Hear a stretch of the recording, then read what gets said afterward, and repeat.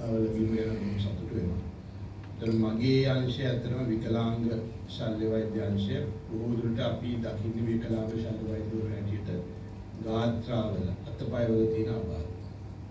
ඒකට අපේ වගකීම තමයි අපේ කලින් සඳහන් කරා වගේ සමහර ලාට සමහර ආබාධ ඉපදීමට කලින් අපිට දැන හඳුනා ගන්න පුළුවන්. දෙවැන්න තමයි ඉපදුනෙන් පස්සේ හඳුනාගෙන ඒක ප්‍රතිකාර කරන්න පුළුවන්. එතකොට ඒ දෙක තමයි ප්‍රධාන වශයෙන් අපේ ප්‍රතිසිද්ධිය. ප්‍රධාන වශයෙන් මෙතෙන්දී මාතෘකාව උනේ මුගුරු පාද, කියන්නේ ක්ලබ් ෆුට් කියන එක. හැබැයි මම පැහැදිලිව කියන්න ඕනේ විකලාංග ශල්‍ය වෛද්‍යවරු හැටියට අපි මුගුරු පාද විතරක් නෙමෙයි උපත් ආබාධයක් දකින්නේ. අතපයවල ගාත්‍රාවල තව ආබාධිත තත්ත්ව ගොඩාක් තියෙනවා. ඒවා හැම දෙයකටම අපි ප්‍රතිකාර කරනවා. ඒවා යථා තත්ත්වයටපත් කරනවා. යථා තත්ත්වයටපත් කරන්න බැරි වුණත් සමහර වෙලාවට ඒ දරුවට යම් තමන්ගේ දිනදා ක්‍රියාකාරකම් කර ගැනීමට හැකි තත්ත්වයට අපිටපත් කරගන්න පුළුවන්. එතකොට මුගුරු පාද ගැන මූලිකව කතා කරමින් මම මේ ගැන සරලව කෙටියෙන් කියන්නම් අපිට දැනට අපි කරන දේවල්.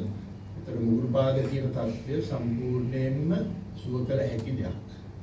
ඒක ඉතාම වැදගත් පරිවර්තනයක් දෙමව්පියන් ලබා දිය යුතු. මොකද මම පෞද්ගලිකව අත්දැකලා තියෙනවා මුගුරු පාදයක් තියෙන දරුවෙක් ඉපදුනහම අපේ සමාජ විශේෂයෙන්ම අලුතෙන් දරුවෙක් ඉපදුනහම මුළු පවුලෙම එනවා දරුවා බලන්න. විශේෂයෙන්ම මේ පෞද්ගලික කාර්යයෙන් ඉපදුනහම ඉතින් ඔයගොල්ලෝ දන්නවා සාමාන්‍ය කොහොමද හැසිරෙන්නේ සමාජයේ හැසිරීම කියලා. ඒකට දැන් මුල් පාදයක් එක්ක දරුවෙක් වුණාම ඒ දෙමෝපියන්ට ලොකු ෂොක් එකක්. කලින් දැනගෙන හිටින්නේ නැත්තම් කලින් දැනගෙන හිටින්න තියෙන අවස්ථා ගොඩක් අඩුයි. ඒක කරන්නේ ඇන්ටිනේටල් ස්කෑන් එකකින් සමානව දැනගන්න පුළුවන්. එතකොට මේ දැක්කම සමාජිකව ඒක ලොකු ප්‍රශ්නයක් වෙනවා. ඒ වෙලාවෙත් මම දැකලා තියෙනවා සමහර දෙමෝපියෝ තමන්ගේ නෑදෑයෝ ඒ දරුවා බලන්න යන එක වළක්ව ගන්න උත්සාහ කරනවා. මොකද මේ පාදේ පෙන්වන්න කැමති නැති නිසා. එතකොට එහෙම ආවත් සමහරවිට ඒ පාදේ වහලා පෙන්වන්නේ. ඒ වගේ තත්ත්ව තියෙනවා. ඒවා මේ අපි අත්දැකලා තියෙනවා. එතකොට ඒ වගේ දරුවෙක් බලන්න ගියාම ප්‍රථමයෙන්ම මම විශේෂයෙන්ම කියන දේ තමයි මේ පාදේ සම්පූර්ණයෙන් සාමාන්‍ය තත්ත්වයටපත් කරන්න පුළුවන් කියන එක. ඒ ප්‍රකාශයේ මේ දෙමව්පියන්ට ඇති ඒ ලොකු සහනයක් ලබා ගන්න.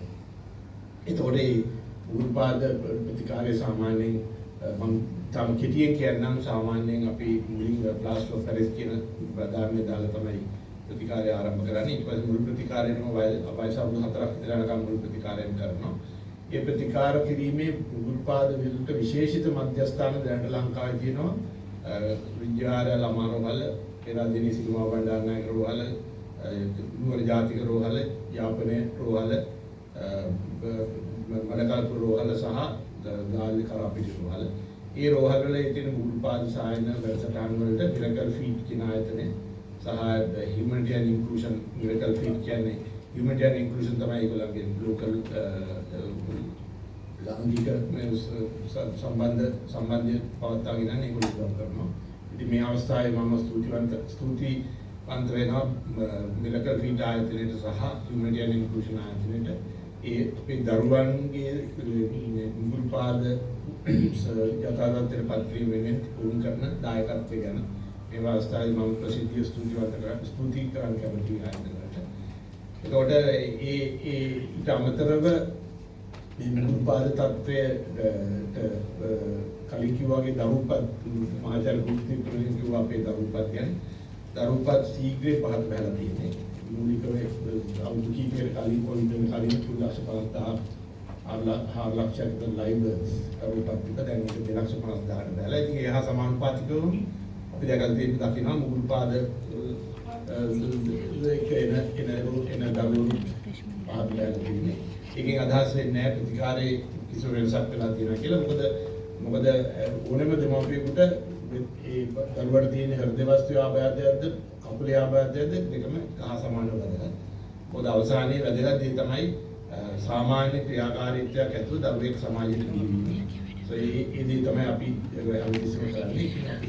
අපි අපේ වැඩසටහන් වලින් අපේ ආරම්භන මේ වගේ දින සැමරීමේ මේ වගේ සති සැමරීමේ හැම දෙයකම අරමුණ වෙන්නේ අවසානයේ ඒ අපේ රටේ බිහිවෙන දරුවන්ට හොඳ සෞඛ්‍ය තත්ත්වයක් හොඳ ආබාධිත නොවන සෞඛ්‍ය තත්ත්වයක් දී කරලා හොඳ දරුවෙක් සමාජෙට දී කිරීම.